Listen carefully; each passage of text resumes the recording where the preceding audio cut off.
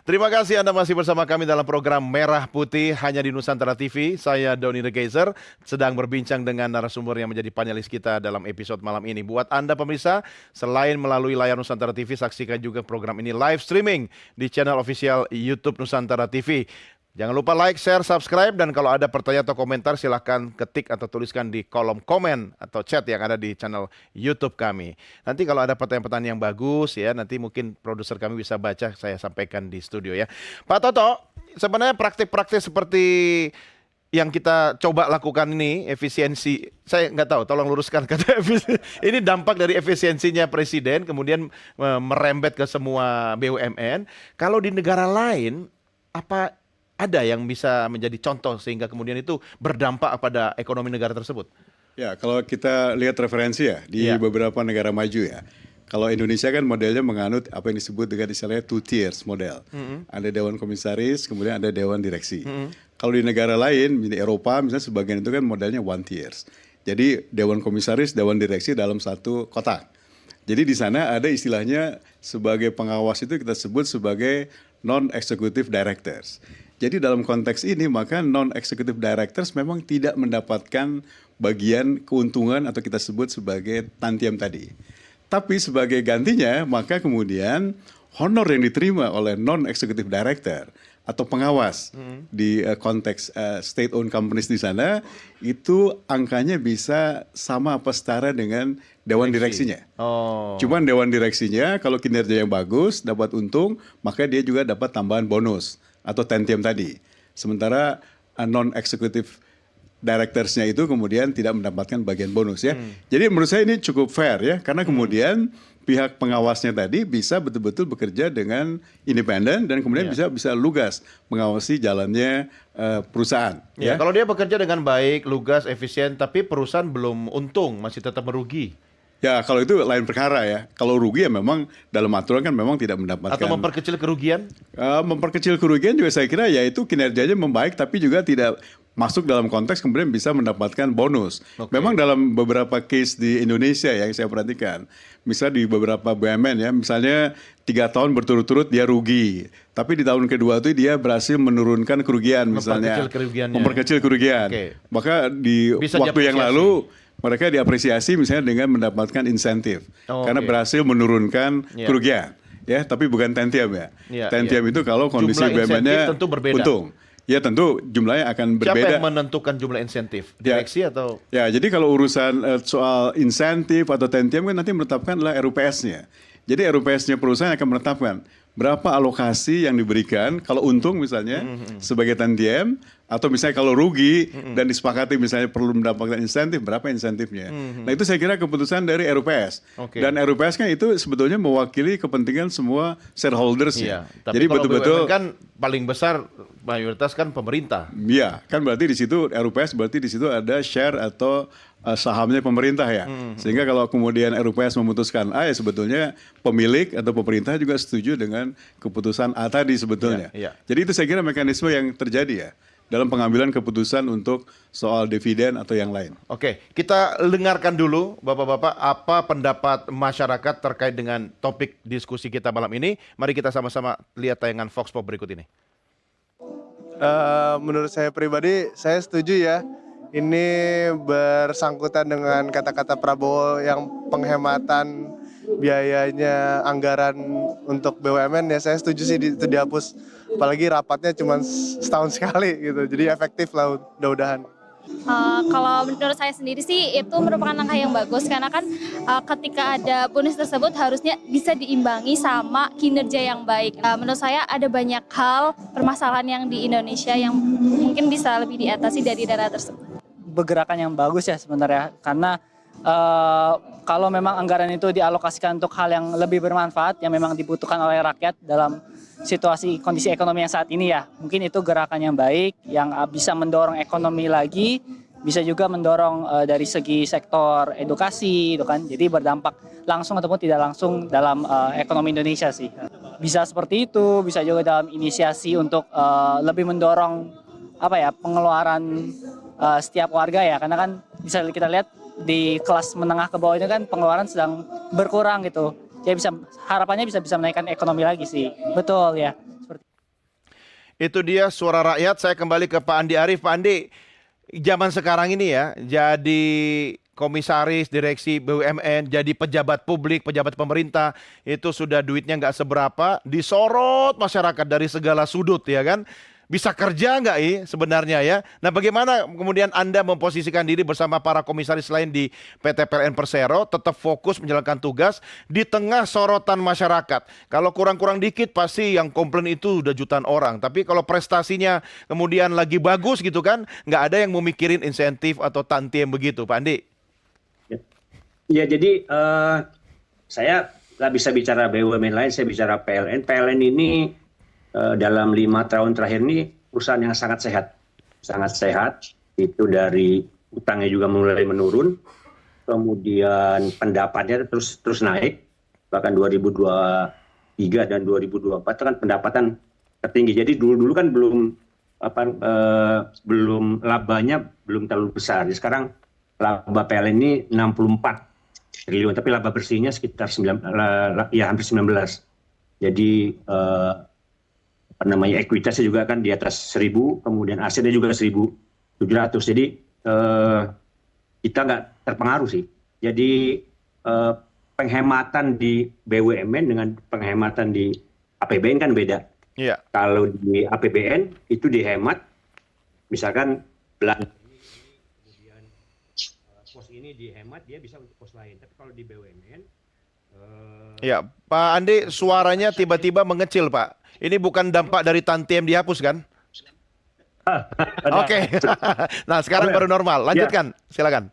Ya, kalau di APBN itu efisiensi bisa untuk pos lain. Tapi kalau di BUMN kan namanya juga penggunaan laba bersih. Jadi kalau laba bersihnya tidak diberikan untuk tantiem, dia jadi balik modal untuk perusahaan itu. Jadi belum tentu berdampak langsung pada masyarakat, tapi bisa menyehatkan menambah modal untuk tahun berikutnya buat satu perusahaan itu. Jadi menurut saya karena jumlahnya di PLN itu tidak sebanding dengan laba bersihnya, saya kira walaupun itu dihilangkan nanti nggak masalah.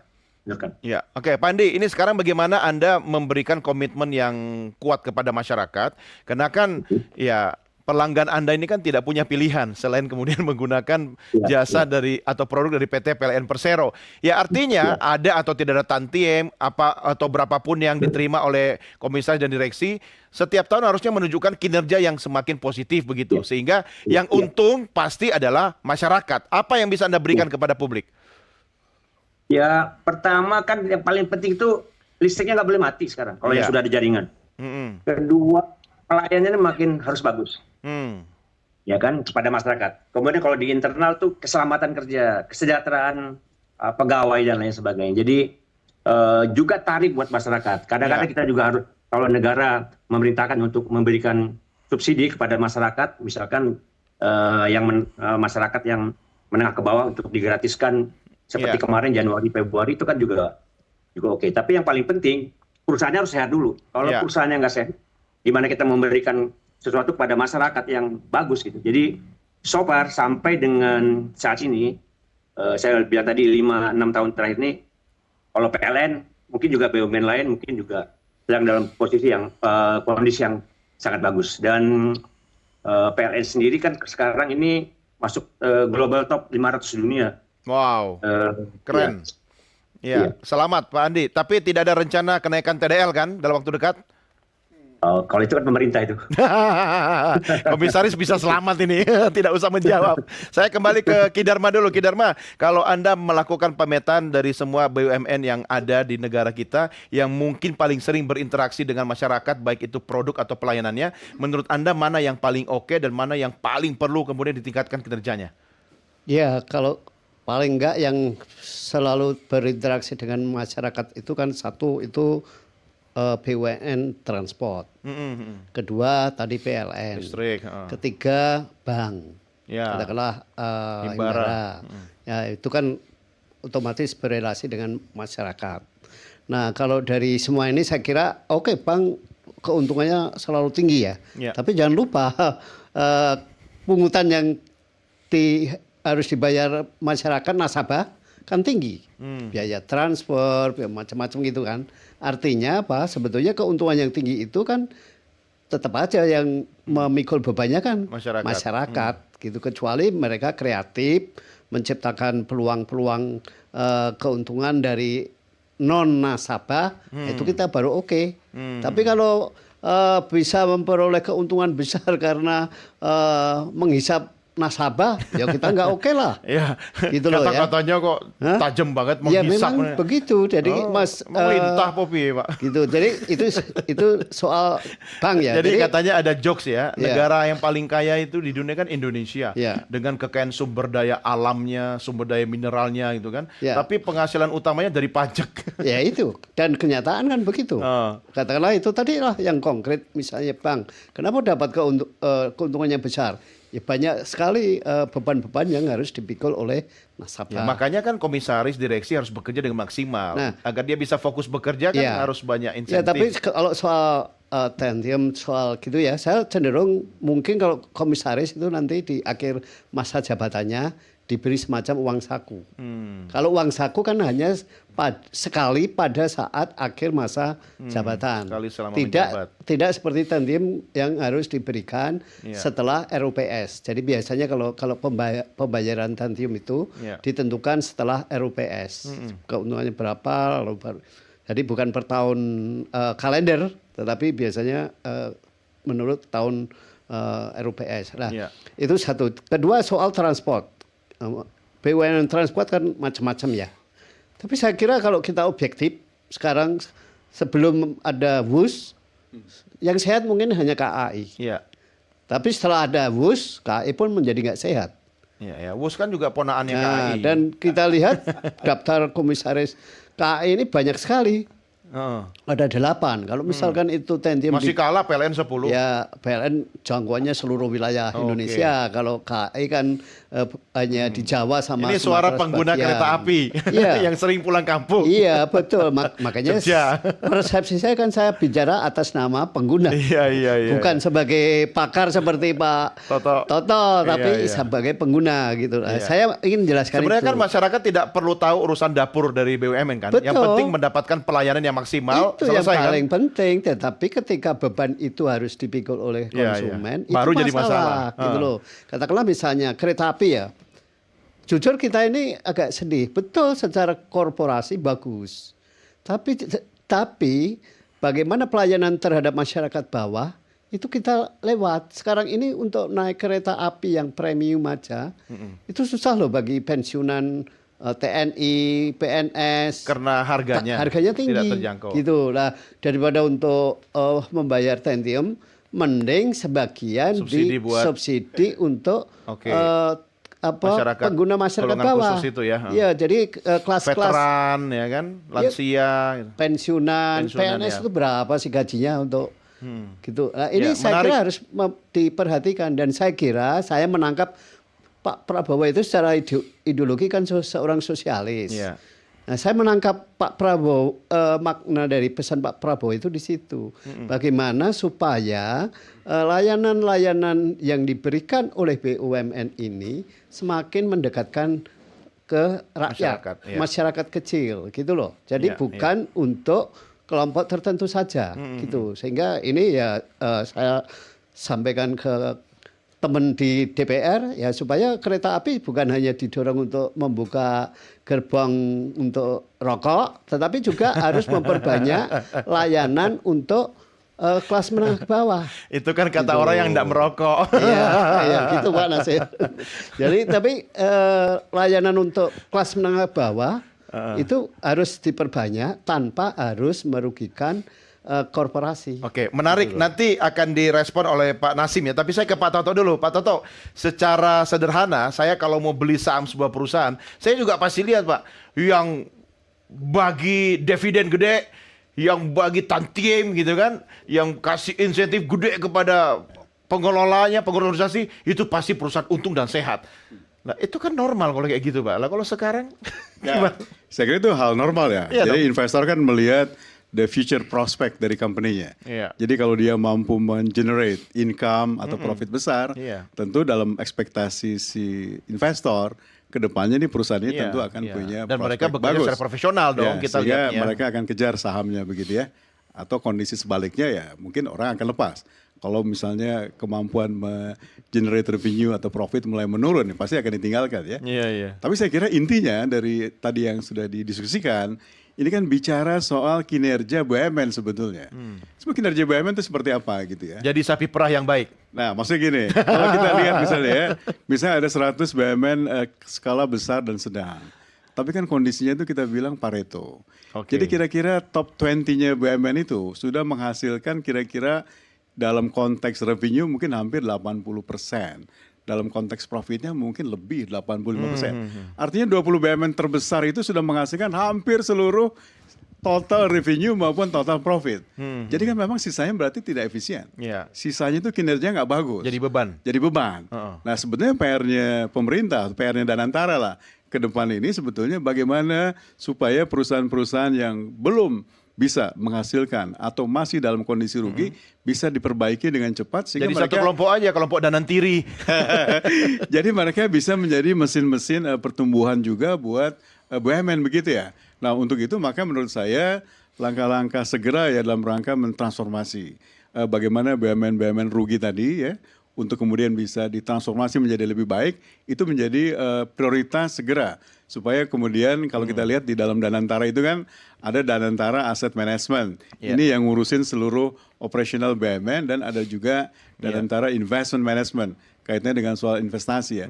Jadi yang bagian DAM ini menurut saya PR pertama adalah bagaimana melakukan transformasi supaya kinerja BUMN-nya bisa semakin bagus. Iya. Transformasi bisa cepat nggak? Ya, saya kira banyak syarat yang harus juga dipenuhi ya. Kan transformasi bukan cuma sekedar Dukungan mengurangi kebijakan, jumlah regulasi dan BUMN sebagainya, ya, tapi juga berbagai macam variabel lain juga yang harus bisa Political will pemerintah Anda melihat? political will, termasuk juga yang paling penting sebetulnya siapa yang mengelola BUMN tadi. Oke. Apakah benar nggak orang-orang profesional semuanya The sudah right masuk? man, ya. Right man on the right place. Itu kan juga penting. Tapi kalau misalnya orang-orang yang ditunjuk masih menimbulkan kontroversi di publik dan lain-lain kan itu menunjukkan bahwa sebetulnya masih ada. Siapa ada? Ya itu kan menunjukkan maksudnya masih ada problem dengan soal kredibilitas orang yang ditunjuk. Emang masih ada, Pak? Ya kita cek aja nanti. Jadi artinya dalam konteks ini maka menurut saya ya fit proper test dan lain-lain itu memang wajib dikerjakan. Oh iya. Bukan hanya untuk board of directors, tapi juga menurut saya sebagai untuk board of commissioners juga. Itu makanya bebannya Pak Nasim ini kan sebenarnya banyak juga. Kita kan banyak berharap. Pak Nasim, tugas Anda ini kan sebenarnya sangat mulia karena suara rakyat ini harus Anda tangkap. Termasuk apa yang disampaikan Kidirma tadi. Bagaimana kemudian mengelaborasi semua suara-suara itu sehingga BUMN kita makin profesional, Pak?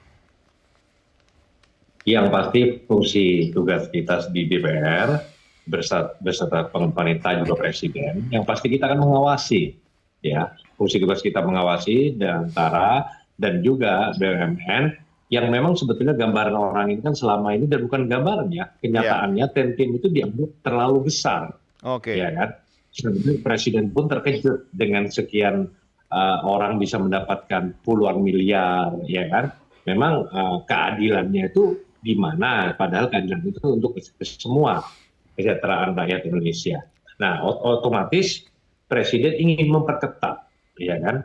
Ingin memperketat, mereformasi ya tata kelola BUMN ini ke depan secara profesional. Itu yang pasti. Oleh sebab itu nanti otomatis harapannya diharapkan BUMN maju bukan hanya PLN. Nah, PLN jelas dia mendominasi tenaga listrik sendiri, jangan sampai nggak untung. Seharusnya lebih untung walaupun dia punya penugasan, tapi dia mendominasi tunggal PLN Mas Andi ini. Ya kan, otomatis dia lebih, walaupun jujur masih banyak jaringan listrik yang belum masuk di negara kita. Jangankan sampai di luar Jawa, di Jawa pun masih banyak pedukuhan yang belum tersentuh oleh jaringan listrik. Ini PR kita yang sangat panjang. Nah, terus terang memang jujur di tahun 2024 laba BUMN memang bagus menghasilkan laba, tapi turun dibandingkan sebelumnya. Nah, otomatis harapan dari Pak Presiden ke depan BUMN seperti PLN dan semuanya, termasuk KAI, saya kira itu lebih baik ke depannya dengan sistem ini. Nah, itu buktinya dengan ada tantium, dengan ada insentif bonus yang besar, bukan tambah besar. Penghasilan dividen laba bersih PLN kita ataupun BUMN kita, ya, tapi kenapa kok malah menurun? Lalu berapa banyak uang ini yang dimubazirkan? Nah, bagi presiden kan begitu. Jadi reformasi tata kelola yang kita harapkan ke depan. Ya, bukan masalah kayak tadi Pak Damar dengan tidak mengurangi rasa hormat. Penduduk Indonesia hampir 70 juta jiwa itu perokok dan terus terang devisa negara dari cukai Iya, rokok cukai. luar biasa, hampir 3 kali lipat dari Iya. dividen BUMN, misalnya. Iya. Pak Nasim Nah, merokok masalahnya- nggak? Pak Nasim merokok? Merokok. Oh, ahli hisap. Saya merokok walaupun tidak mau mengganggu dengan masyarakat sekitar yang tidak merokok. Jangan sampai menjadi perokok yang tidak yang Oke. pasif ya. Tapi maksudnya harus ada tempat. Nah itu saya harapkan Siap. hal-hal seperti itu tidak mempengaruhi dengan tajam kinerja Iya, dan kinerja. Ya kan? Oke, Punya baik. tanggung jawab pribadi masing-masing itu dilakukan oleh presiden ke depan. Baik, Itu baik. BUMN kita yang maju, TRTM bisa bermanfaat nanti mungkin dengan prestasi-prestasi yang lain yang dilakukan oleh BUMN itu nanti sudah akan terpikirkan di internal grup dengan internal direksi komisaris itu Ya, sendiri.